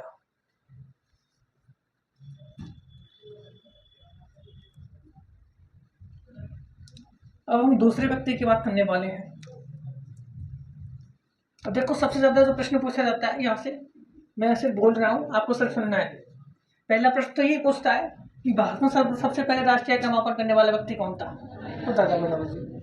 दूसरा, उसकी पुस्तक का नाम क्या था? The poverty and rules in India. इस पुस्तक में कौन सा सिद्धांत दिया गया है? और इस पुस्तक के अनुसार भारत की प्रति व्यक्ति आय। ये 4 प्रश्न हर वर्ष किसी न किसी एग्जाम में आपको देखने को मिलते हैं लगातार। चाहे एसएससी की एग्जाम ले लो, चाहे आरएस की ले लो, चाहे जो बड़ी अच्छी सिविल सर्विसेज हैं उनके अंदर ये प्रश्न देखने को वापस रिपीट होते हैं। इसके बाद अपन बात करते हैं दूसरे व्यक्ति के बारे में। दूसरे व्यक्ति के बारे में अपन बात करते हैं। इतिहास अपन का शुरू हो गया है। गांधी जी आए, गांधी जी चले भी गए। दादा भाई नौरोजी आए, दादा भाई नौरोजी चले भी गए। अब बात कर रहे हैं हम दूसरे व्यक्ति की। दूसरा व्यक्ति आता है 1911 में, जब भी हमारा देश आजाद नहीं हुआ था। और इस व्यक्ति का नाम है फिडेलिस राज। इस व्यक्ति का नाम क्या है? फिडेलिस राज। तो 1911-12 में राष्ट्रीय आय का मापन करने वाला व्यक्ति कौन था? फिडेलिस राज द्वारा की गई।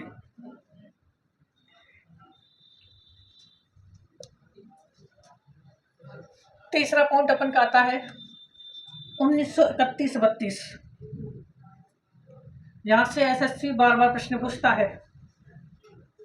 केवल कौन सा पूछता है? एसएससी।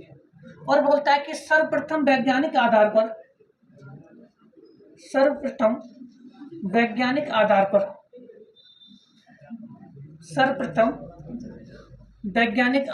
राष्ट्रीय आय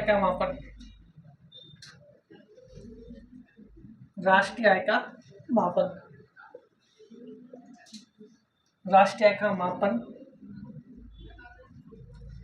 वी के राव द्वारा किया गया।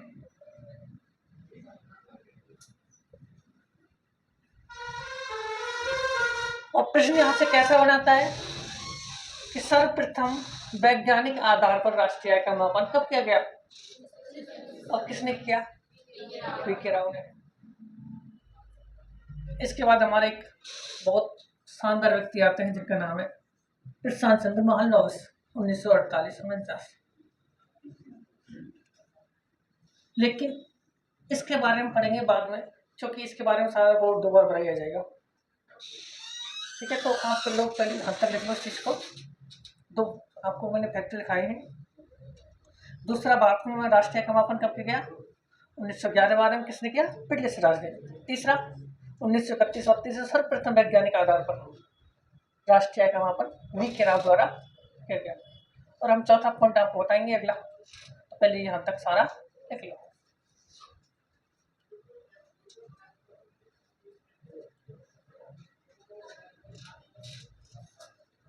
ये तो कुछ मत कर, इसको दे दे तू।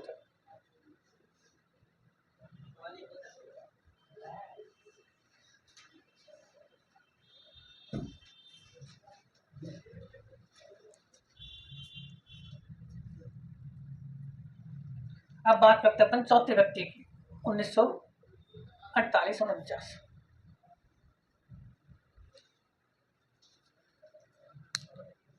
और यहां से एक प्रश्न बनता है, भारत में सर्वप्रथम आधिकारिक तौर मतलब संवैधानिक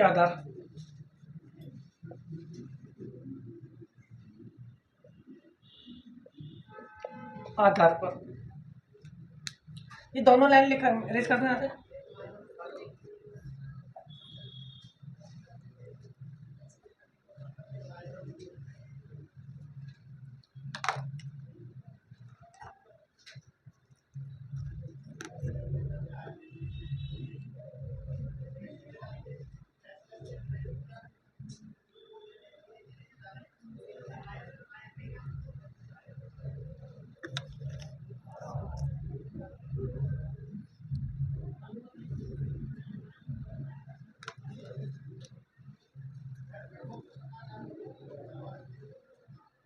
हाँ जी, दूसरा पॉइंट मैं रेज कर रहा हूं।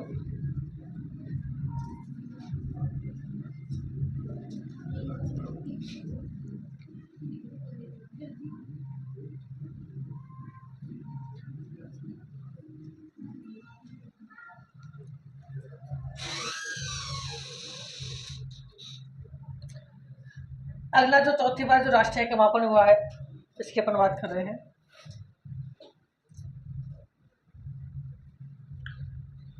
तो 1948-49 में भारत में सर्वप्रथम आधिकारिक तौर पर या संवैधानिक आधार पर,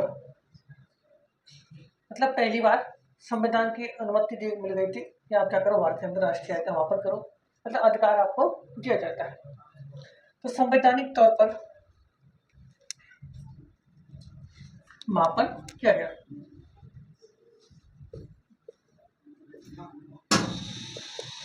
और मापन करने हेतु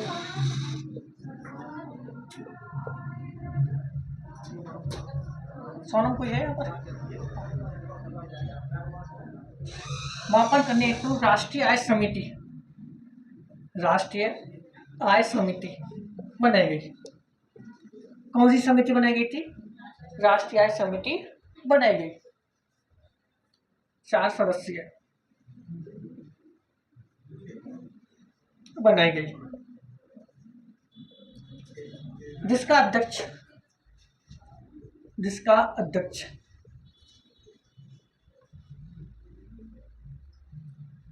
प्रशांत चंद्र महालनोबिस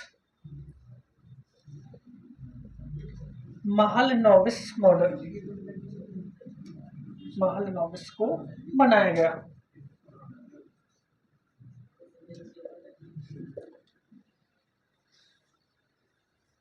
पहली बार भारत में संवैधानिक तौर पर या आधिकारिक तौर पर राष्ट्रीय आय का मापन 1948-49 में किया गया है, जिसके लिए राष्ट्रीय समिति का गठन किया गया था। और इसके अंदर जो सदस्य कितने थे? 4 सदस्य थे। और जिसका अध्यक्ष किसे बनाया गया? प्रशांत चंद्र महालनोबिस को अध्यक्ष बनाया गया था।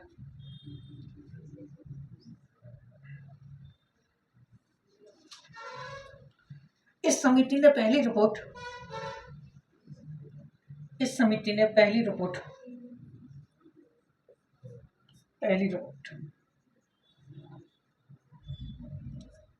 मार्च 1951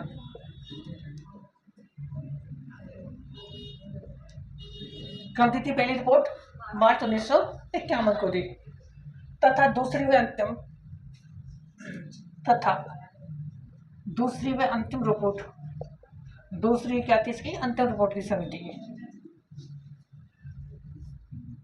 रिपोर्ट जनवरी 1954 में दी।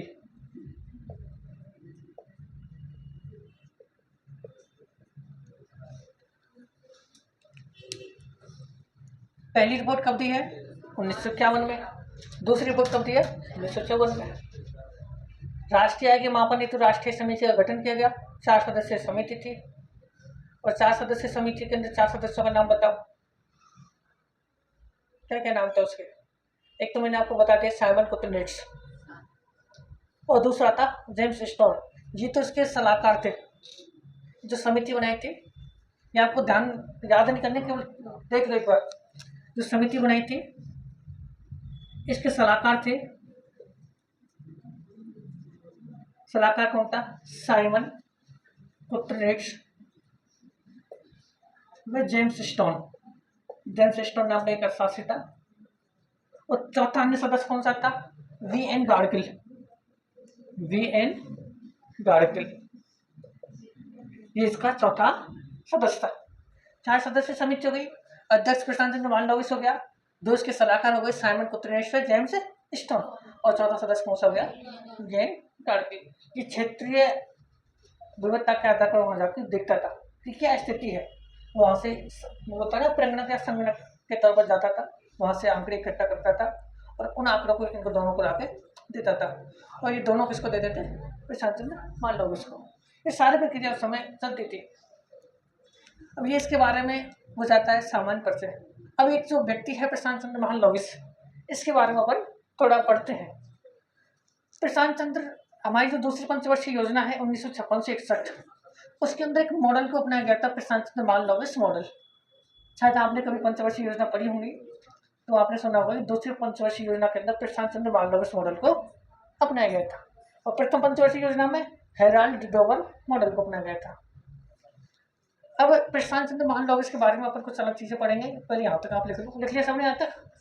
तो आप यहाँ तक लिख सकते हो, उसके बारे में फिर अपन आगे बात करेंगे।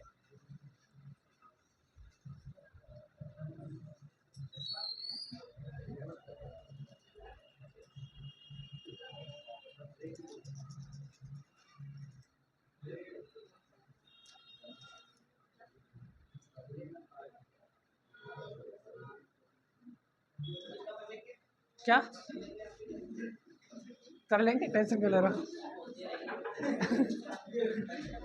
5 मिनट रुक, इतना है ना 12।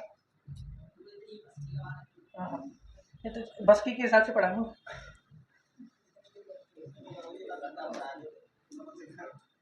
नहीं कोई टेंशन, इसके बारे में सिर्फ इंट्रोडक्शन करवा दूँ इसके बारे में। ये जो व्यक्ति है ना, इसके बारे में, क्योंकि पूरा टॉपिक हो जाएगा इतिहास वाला, जो राष्ट्रीय के मापन के इतिहास है वो हो जाएगा पूरा।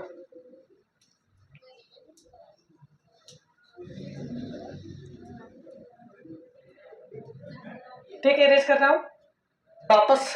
4849 में आधिकारिक तौर पर, संवैधानिक तौर पर राष्ट्रीय का मापन किया गया था, जिसके लिए राष्ट्रीय समिति का गठन किया गया। वो 4 सदस्य समिति थी, जिसका जो अध्यक्ष है प्रशांत चंद्र मालनोबिस को बनाया गया था, और उसका सलाहकार साइमन कुतरेश है, और चौथा अन्य सदस्य कौन था? वी.एन. गाडगिल। इस समिति ने पहली रिपोर्ट मार्च 1951 को दी थी, दूसरी बार अंतिम रिपोर्ट 1954 में दी थी। इसके बाद इसकी कहानी हो जाती है और इतिहास अपन का यही हो जाता है पूरा, राष्ट्रीय आय के मापन का। अभी हमारे 2 दिन पहले भर्ती घोषणा की गई है, और उस भर्ती का नाम है जूनियर अकाउंटेंट। शायद आप लोगों ने नाम सुना हो। अब हम बात करते हैं PC Mahalanobis. PC Mahalanobis, PC Mahalanobis कौन है? मतलब प्रशांत चंद्र मालनोबिस। इनका जन्म हुआ है 29 जून 1893 को, और कहां पर हुआ है? कलकत्ता में। कहां पर हुआ है? कलकत्ता के अंदर का जन्म हुआ था। अब देखो, इन्हें एक नाम दिया जाता है भारत के अंदर आधुनिक सांख्यिकी का जनक। आधुनिक सांख्यिकी, आधुनिक सांख्यिकी का जनक इनको कहा जाता है। आधुनिक सांख्यिकी का जनक कौन है? पीसी मालनोबिस। और ये प्रश्न संगणक की जो भर्ती है 2023, ये उसके अंदर प्रश्न आया है कि आधुनिक सांख्यिकी का जनक किसे कहते हैं? तो किसे कहते हैं? PC Mahalanobis model, PC Mahalanobis को कहते हैं।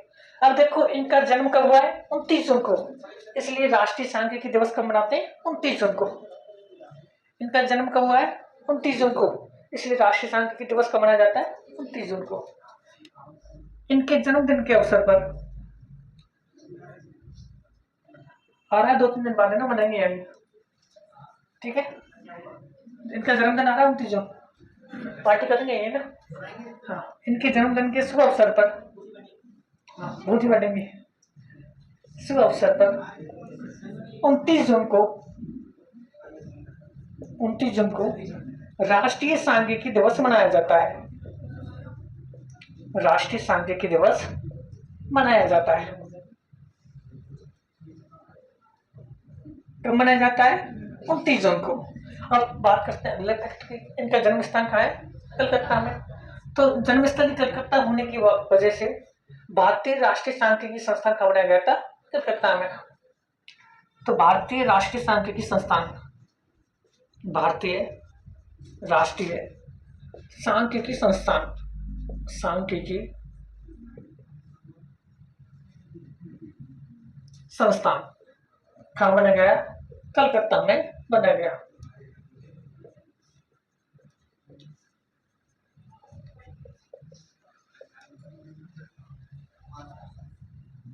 दूसरी पंचवर्षीय योजना, दूसरी पंचवर्षीय योजना। और दूसरी पंचवर्षीय योजना का कार्यकाल कब से कब तक है? 56 से 61 में इनके मॉडल को अपनाया गया। इनके मॉडल कौन सा था? प्रशांत चंद्र Mahalanobis model, PC Mahalanobis model को अपनाया गया था। मॉडल को अपनाया गया था, अपनाया गया है ना। चलो, आज के लिए धन्यवाद।